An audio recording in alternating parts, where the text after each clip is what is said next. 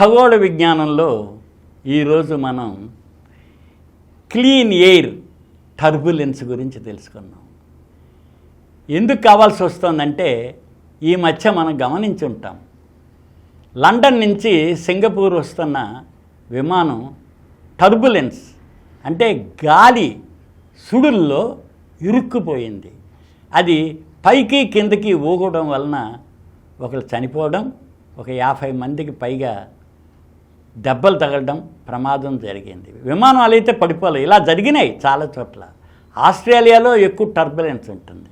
అంటే గాలి భూమి చుట్టూ తిరగడంలో ఎక్కడైనా కొండ ప్రదేశాలు వీటిల్లో ఉన్నా సరే ఆసిలేట్ అవుతూ టెంపరేచర్ వలన, గాలి ఒత్తిడి ప్రెషర్ వలన, డిఫరెన్సెస్ వలన మాస్ ఆఫ్ ది ఎయిర్ అంటే హ్యూజ్ ద్రవ్యరాశి అన్నమాట, అది కదులుతూ ఉంటుంది. ఇది ప్రిడిక్ట్ చేయలేం. గాలి మనకి కంటికి కనిపించదు, రాడార్కి కూడా తెలియదు. కంటికి కనిపించదు గాలి, రాడార్కి కూడా తెలియదు. కానీ గాలి ఉంది అని ఎలా తెలుస్తుందంటే మన శరీరానికి గాలి తగలడం, ఆ చెట్ల ఆకులు అవి కదలడం, దుమ్ము ధూళి పైకి లేవడం, సుడులు ఏర్పడడం, ఇవన్నీ మనం చూస్తూ ఉంటాం. ఈ మేఘాల్లాగా కనిపించదు. మేఘాలు కూడా గాలిలో ఉండే దుమ్ము ధూళి నీటి ఆవిరే, 90% నీటి ఆవిరే. కానీ వాటిని రాడార్ గుర్తిస్తుంది. కానీ గాలి క్లీన్ ఎయిర్ అన్నది మన కంటికి కనిపించదు. అందుకని విమాన ప్రయాణాలు చేసేటప్పుడు విమానం ఏంటంటే ఈ గాలికి విమానం బరువుని ఆ గాలి ఒత్తిడే పైకి లేపి ఉంచుతుంది. గాలిలో అప్వర్డ్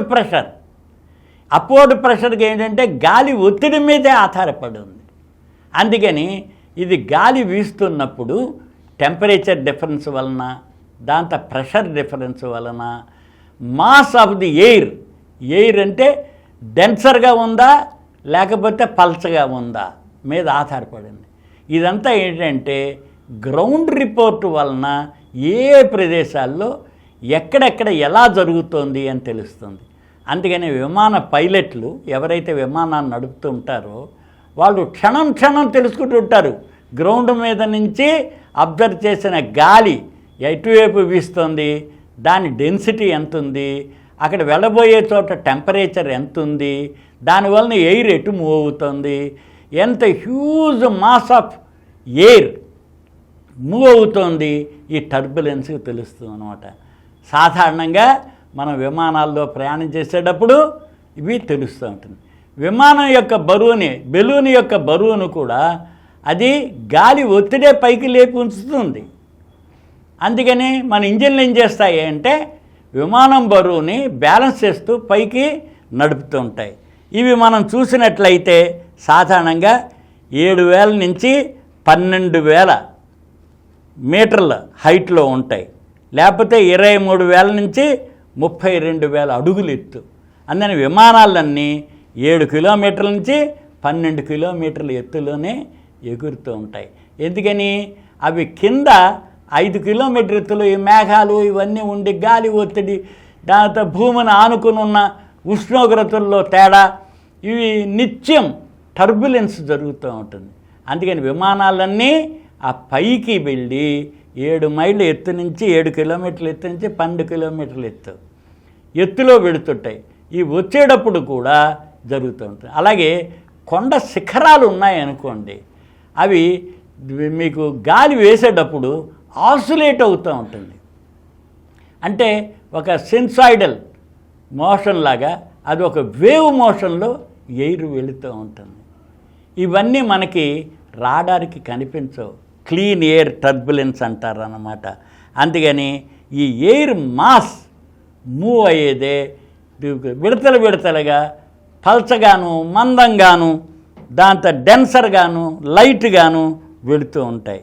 ఇలా వెళ్ళేవన్నీ మనం తెలుసుకోగలుగుతాం. టెంపరేచర్, ప్రెషర్ డిఫరెన్స్ వల్లనే ఇవన్నీ ఏర్పడుతున్నాయి.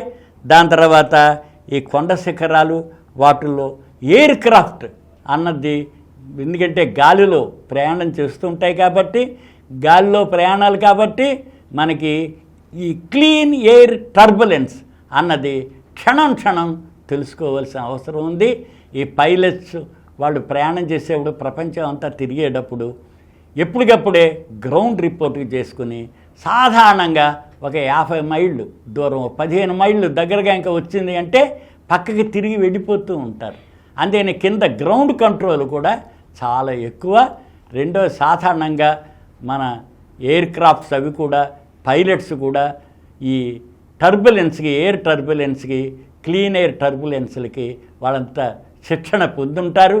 అందుకని విమానాలను కూడా సేఫ్గానే రన్ చేస్తున్నారు. ఈ ఎయిర్ టర్బులెన్స్ అన్నది మాత్రం కారణం మాస్ ఆఫ్ ది ఎయిర్, దాంతో టెంపరేచర్, ప్రెషర్, దాని తర్వాత వేరు ప్రదేశాల్లో ఉండే టెంపరేచర్ ప్రెషర్ డిఫరెన్సెస్ వలన అవి మూవ్ అవుతుంటాయి, సుడులుగా తిరుగుతుంటాయి, గాళ్ళు సుడులుగా వస్తుంది. ఇది సాధారణంగా 150 నుంచి 280 కిలోమీటర్ల వేగంతో కూడా వెళుతూ ఉంటాయి, సుడులు తిరుగుతుంటాయి.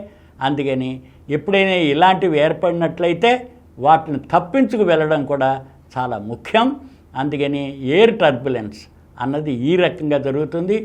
క్లీన్ ఎయిర్ అయితే మన రాడార్కి కూడా చిక్కదు, కంటికి కనిపించదు, కానీ వాటి ఎఫెక్ట్ మాత్రం మనం చూస్తున్నాం కదా. గాలివాన్లు వచ్చినప్పుడు చెట్లు పడిపోవడాలు, బిల్డింగ్ పడిపోవడాలు, మానవ నిర్మిత థింగ్స్ అవన్నీ ఎలా ఉన్నాయి. దాని తర్వాత సహజంగా ప్రకృతి సహజంగా ఉండే చెట్లు కానీ లేకపోతే ల్యాండ్ స్లైడ్స్ కానీ జరుగుతూ ఉంటాయి. అందుకని ఇవన్నీ ఆ రకంగా మన యొక్క గాలి శక్తిని మనం గుర్తించగలుగుతాం. ఎప్పుడైతే వీటిని నిత్యం స్టడీ చేస్తుంటామో ప్రతి క్షణం దాని గురించి మనకి వివరాలు అవసరం. ఎయిర్ ట్రాఫిక్ మాత్రం చాలా నిమిషం తెలుసుకోవాల్సిన అవసరం ఉంది. ఆ రూట్లను కూడా అలా ఫిక్స్ చేసుకోవాల్సిన అవసరం ఉంటుంది.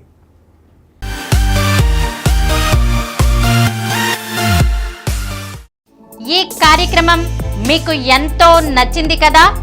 ఇటువంటి మరిన్ని వీడియోల కోసం అనతి కాలంలోనే 20 కోట్ల వ్యూస్ సాధించిన డాక్టర్ సమరం మల్టీ ఛానల్ నెట్వర్క్ సమర్పించు గోరా సైన్స్ వరల్డ్ ఛానల్కు సబ్స్క్రైబ్ చేయండి, లైక్ చేయండి, మీ ఫ్రెండ్స్కి షేర్ చేయండి. అలాగే ప్రక్కనున్న గంట సింబల్ని ప్రెస్ చేయడం మర్చిపోకండి. Please download Samaram Channels app from Google Play Store and watch your favorite channels. Click the bell icon and subscribe to the channels.